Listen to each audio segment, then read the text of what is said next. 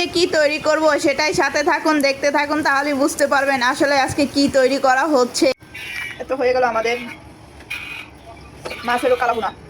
আমি নিজেও জানি না আমি এটা যে কি তৈরি করতে চাইছি, একটা হয়ে গেছে আর একটা কি করব বলেন তো। আমার মাছ যে একটা ভাইজা নিচে ওটা তো পুড়ে ফেলছে, সেজন্য মনটা অনেক খারাপ হয়ে গেছে। যাই হোক, কি আর করার আছে, সাথে থাকুন, দেখা যাক এটা কি হয়। আর এটা আপনারা কি নাম বলেন অবশ্যই কমেন্ট করে কিন্তু জানাবেন। আমার মাথায় তো কিচ্ছু ঢুকতেছে না, এটাকে কি নাম বলে কি জানি না। তবে এই মাছের সাথে কিন্তু এটা খেতে কিন্তু খুবই ভালো লাগছে, যখন খেয়েছি আলহামদুলিল্লাহ খুবই খুবই টেস্ট লাগছে। সাথে থাকুন, এখন সম্পূর্ণ ভিডিওটা আপনাদের সামনে নিয়ে আসতেছি।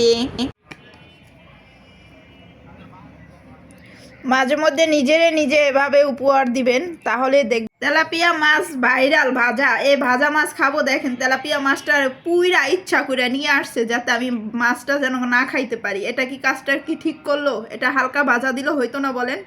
এটা কি করছে, পুইরা একদম মানে কাবাব বানাই ফেলাইছে। যাই হোক, কাবাবটা খাইতে কিন্তু খুবই মজা।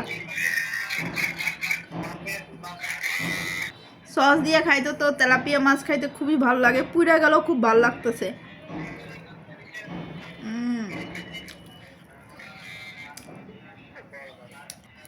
যাই সব কিছু মিলে মাছটা খাইলাম, কিন্তু খুব ভালো লাগলো। মাছটা পুড়ে গেলেও ভালো লাগছে। পুরোটা খাই। Bye bye.